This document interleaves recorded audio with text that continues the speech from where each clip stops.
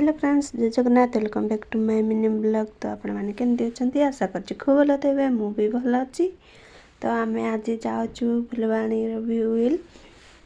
तो सेठ गलापर आपण देखेदेवी केमती लगुच। तो आम समस्ते जाऊँ सांग मैंने। तो आपण मैंने देखिपे पहाड़ उपर गोटे मंदिर अच्छी। तो एबे आमे जाऊँ से मंदिर रे दर्शन कलु। आबे जाऊँ तौक जाइकी समस्ते पलि आसला।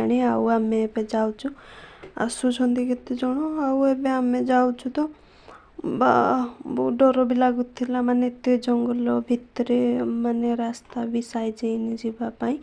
तो चलो जीवा। तो फाइनाली पहुँची जाइए आम। देख सांग मैंने व्यू केते सुंदर लगुच।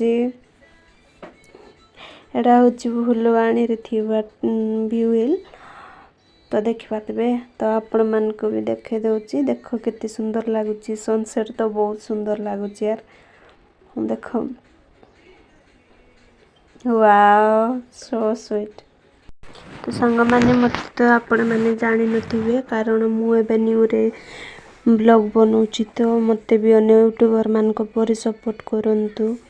तो आ जो माने मते एते सारा सपोर्ट आ भल पाइबा देइछंती। तो से मान को मु आज समस्त को धन्यवाद जनाऊची।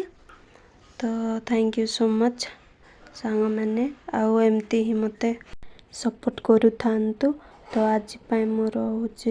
तो आपण मान सहित नेक्स्ट वीडियो रे देखा सांग मैंने। तो मु एबे रहूची। जय जगन्नाथ।